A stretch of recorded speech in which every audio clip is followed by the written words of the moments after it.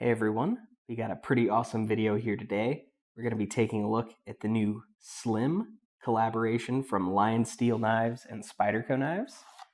Now, if you're familiar with the very popular LionSteel Skinny, that is what this is based off of and is pretty much the exact same thing, just with a handful of differences. And I will point out what those differences are, but first I want to show you all the things that it still has in common. So you can see that the profile, blade shape, and everything like that really still stays true to what the Skinny was. This is the titanium frame lock version of the Skinny. They had a cheaper aluminum variant, but the Slym here, as you can see, is just like the full titanium one. You might be starting to notice some little differences as I move it around here. And again, we will get to that. But let's go ahead and bring in a ruler here to check out all of the specs. So for the blade, you're looking at around 3.5 inches, with about 3 5/16 of that being your cutting edge. And this comes in just shy of about 8 inches overall.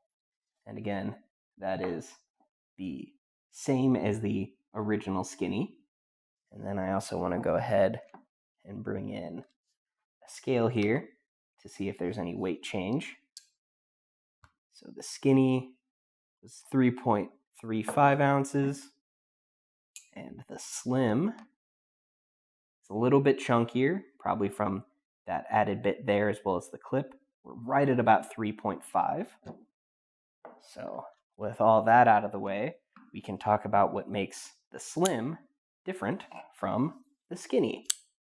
So first off, the most obvious is that Spyderco round hole there. On the Skinny, you still did have those oval grooves on either side, so it doesn't really make a new method of deployment, but I do think it does feel a lot better, especially for the thumb roll open. It definitely opens a bit easier than with that oval cutout there. Spidey Flick really does kind of feel the same though, so that's not too different. And then of course, as you can see, those both do have those flipper tabs, and that is still removable, just like all LionSteel flipper tabs. So if you're not a fan of them, you can just get out a Torx bit and take it off. The blade finish on the Slym here is a really nice, high polished, like satin finish. And then you can also see that the blade does change a bit outside of just the round hole. You can see that it's switched over to a full height flat grind now, which is pretty much the same as the Slym, but you just don't have that top like swedge there anymore. So that's a little bit different. And besides that, a major difference is a change of blade steel here. So the Skinny was in MagnaCut, but the Slym is now using M390. I truly don't have a real preference of one over the other. MagnaCut really is like a modern buzzword when it comes to knives, and there's nothing wrong with that. It is an absolutely incredible EDC steel with a fantastic blend of properties. There's really nothing more that you could ask of it. But M390 is also a phenomenal blade steel with great edge retention and corrosion resistance. It is one of my all-time favorites. So if you have any personal preferences, be sure to let me know in the comments below. They both do still have that carbon fiber inlay. There's a bunch of different like inlay and handle options on the Skinny. The Slym here has this nice black and white dark matter carbon fiber, and then instead of an anodization on the titanium of the Slym here, it's actually a gray PVD coating. Still has a little bit of a sheen to it, but it's a lot more of a matte finish, which I do like. You can see that again, using what they're calling the RIL, or the Reeve Integral Lock. They're just paying respect to Chris Reeve for being the first to figure out how to make a titanium frame lock out of a single slab of titanium.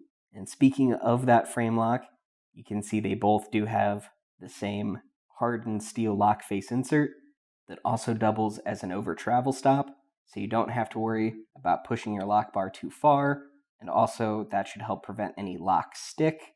And if you ever do have to replace a piece, it is easier to replace an insert than have to replace the whole handle, because again, this is one integral piece of titanium, which is just a feat of engineering.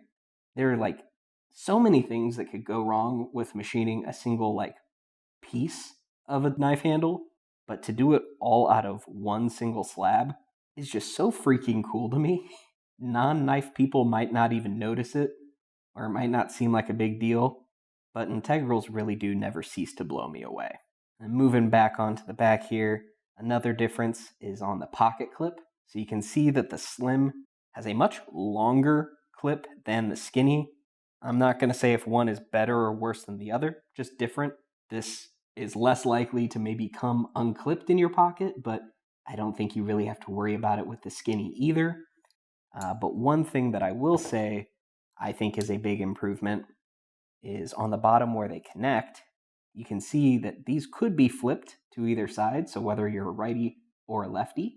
But on the Skinny, you had to have like a wrench or a separate tool to take that off. When on the Slym, you just need a Torx bit.